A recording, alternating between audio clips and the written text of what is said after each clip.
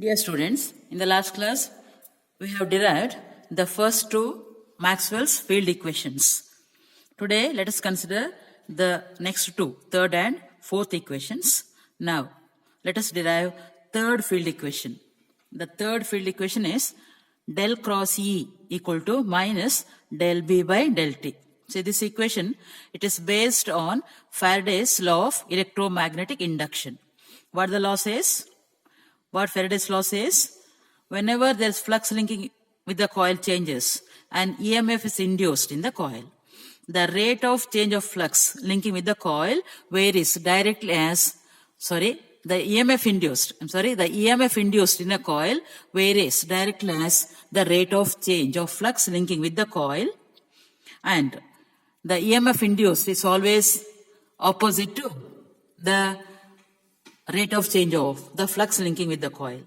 That is E equal to minus del phi by del T. The induced EMF is E is equal to minus rate of change of flux phi linking with the coil. See here, if there is a magnetic field, say B, then here flux is nothing but flux of that magnetic field.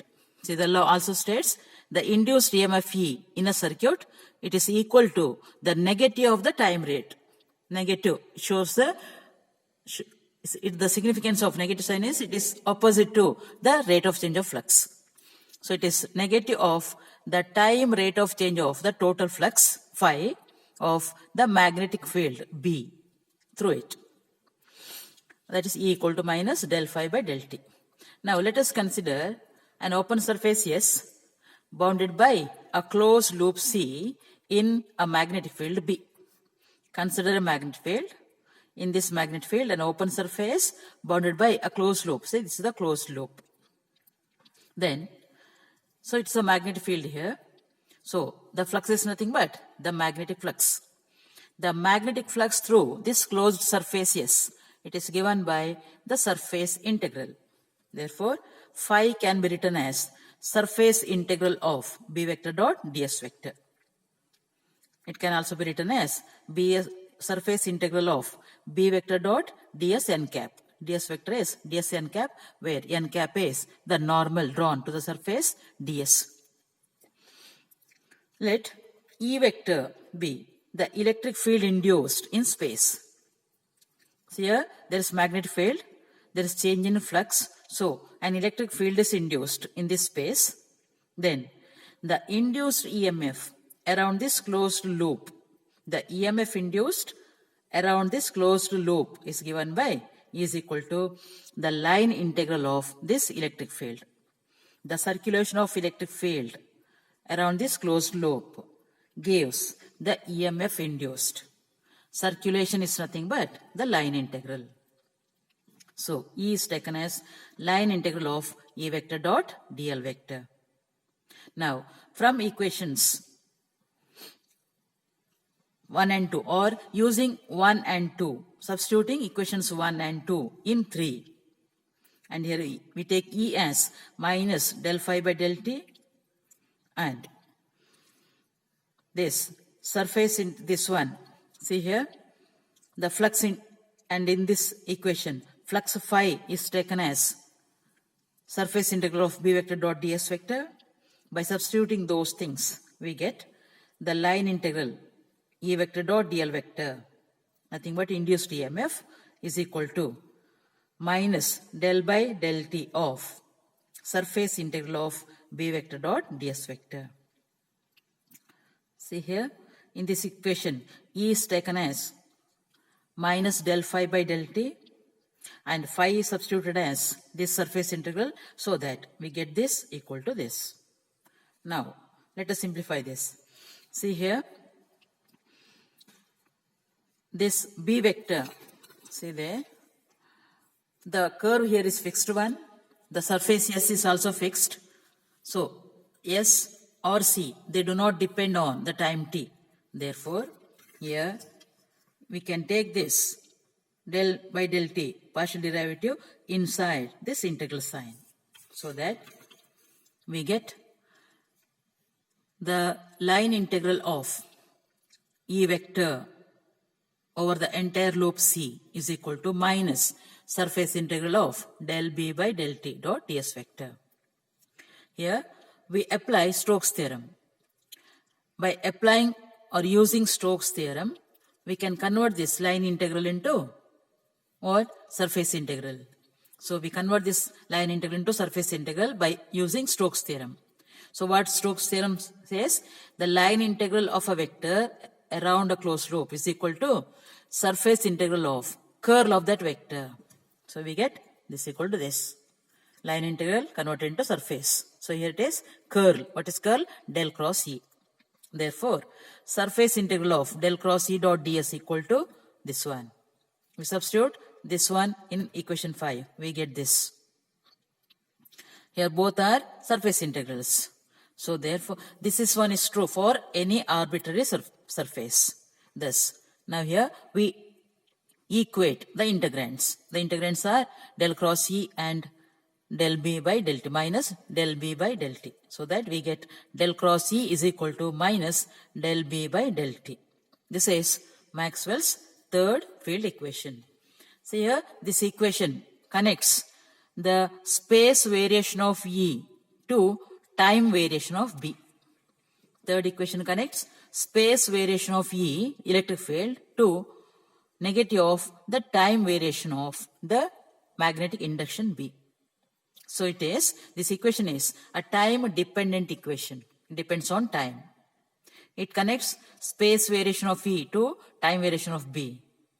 And this equation also, what actually it represents? This is the equation form of the Faraday's statement, Faraday's law, as well as Lenz's law. Lenz's law, it just gives the direction of the EMF induced.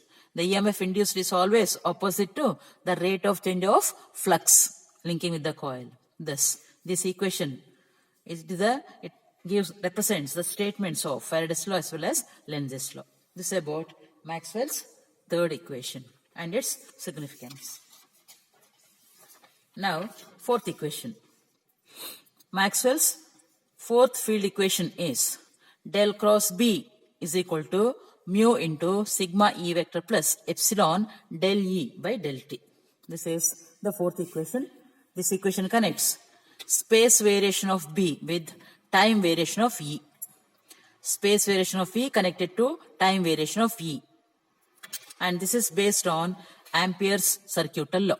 This equation is based on Ampere's circuital law, and Ampere's circuital law, what it says is the line integral of the magnetic induction B around any closed path C is equal to mu naught times the net current across that surface bounded by the loop.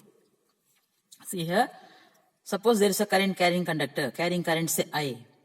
Then the current produces magnetic field around it. The magnetic field circulates around the conductor. So this is the circulation of the magnetic field around this conductor. So that the current enclosed by this surface, yes, can be taken as I. So that the circulation of magnetic field B around this conductor is equal to mu naught times the current enclosed by the conductor. By that path, current enclosed by this loop. And the circulation of this magnetic field is nothing but the line integral. Circulation is always the line integral. Therefore, Ampere's law, what it says, the line integral of this magnetic field induction is equal to mu naught times the current enclosed by that loop. Now, this is Ampere's circuital law. Now, what is total current I? The total current I enclosed by this surface. This can be taken as the flux of current. I can be taken as the flux of current through that surface. Flux is nothing but surface integral of this current density. See, in the previous equation, while deriving the previous equation, I have already explained. No, in case of equation of continuity, yes. While deriving the equation of continuity, we discussed on this current density. Current density, using that, we can find out the total current as the surface integral of current density through the closed surface, yes. So here, current I is taken as this. Now, let us substitute 2 in 1. Substitute I as this. in this equation. Then you get the circulation of B, the line integral of B vector dot dl vector is equal to mu naught times the surface integral of this current density. Now here it is a line integral, surface integral. So now using Stokes theorem, let us convert this line integral into surface integral. What Stokes theorem says? The line integral of any vector is equal to surface integral of curl of that vector. So this is Stokes theorem. Line integral of B equal to surface integral of curl of that vector over the closed loop or closed surface S.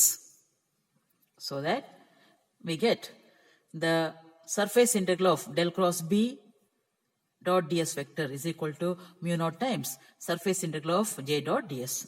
From this, if we equate the integrands, we get del cross B equal to mu naught J vector. This was the equation which was originally given by Ampere. Ampere actually gave this equation using his circuital law. As per Ampere's circuital law, del cross B equal to mu naught J. It connects the space variation of B to the current density J. This was the equation given by Ampere. But if, let us take divergence of this equation on both sides. Taking divergence on both sides. Divergence means del dot. Divergence is always del dot. So taking divergence, del dot del cross B equal to this. Or mu naught constant, keep it outside. So then take divergence of J vector, del dot J. This equal to this. But there is an identity. This one, let us do it later as the exercise. I have not done this. There is an identity that it is a vector identity. If you find out del dot del cross B, you know how to find del cross B. Cross product of del and B. There is a method of determinants. Using that you can find out del cross B. Then if you find del dot of that, divergence of that, you find it 0. This is a vector identity. It's always equal to 0. Del dot del cross B is always 0. So that what we get? Mu naught del dot J equal to 0. Mu naught cannot be 0. What is mu naught? Permeability of free space cannot be 0. So del dot J equal to 0. From the equation of continuity, what the equation of continuity says? Del dot J plus del rho by del T equal to 0. If del dot J 0, then from this what we get? Del rho by del T 0 means rho constant. The charge density, rho is charge density. Charge density across the closed surface is a constant. If it is constant, see here, one more thing we can apply here. What is rho? From Maxwell's first field equation, we get del dot D equal to rho. Or del dot E is rho by epsilon. So, del rho by del T 0 means, what it says, the total flux of current out of the closed surface 0. This equation says that variation of rho is del dot D. Del dot D 0 means total flux current out of the closed surface 0 means it is not possible. Whenever a surface is charged or it is carrying current, flux cannot be equal to 0. Thus, there the Ampere's equation which was found to be failed. So Maxwell introduced there a correction term. To correct this, Maxwell introduced another term J dash. Along with the J, he introduced another term J dash. Then, after introducing the term J dash, it's actually the current density due to displacement current. J is taken as current density due to conduction current. Say in case of a dielectric material, we already discussed, in case of dielectrics, there are free charge carriers as well as there are polarized charge carriers. Due to this, there will be conduction. Due to the free carriers, there will be conduction current, there will be displacement current. So thus, the two terms J and J dash are used. J corresponding to conduction current, the current density due to conduction current. J dash is taken as current density due to displacement current. So this equation now, del cross B, that becomes del cross B equal to mu naught J vector plus J dash vector, the new term introduced. Now again divergence is taken. So left hand side becomes 0, so that this term is 0, or from this we get del dot J dash is equal to del dot J. We get this now. There, when J dash was not there, we got del dot J0, thereby saying that the flux of current 0, but it is not true. Whenever surface is charged, there is current, flux of current cannot be 0. That's why that equation was not true. It was not found to be correct. So here now we get del dot J dash equal to del dot J. Or from this you can write del dot J as J dash equal to minus del dot, what is J? What is J here? We got J as del rho by del T. So substituting del dot J as minus del dot J as minus del rho by del T, we get del dot J dash vector as del rho by del T. That is del by del T of, what is rho? From Maxwell's first equation, del dot D. Substitute rho as del dot D. So we get this one. Or here, this is space variation, time variation. So these two. So you can take this del by del T inside, so that this can be written as del, these two are independent. These two are independent. So you can write this also as del dot del D by del T. Thus, del dot J dash vector equal to this. So that from this, what do we get? J dash vector as del D by del T. We get J dash as del D by del T. See. Then that equation del cross B, what it becomes? So we get del cross B as mu naught into J vector plus, what is J dash? Del D by del T. What is D vector?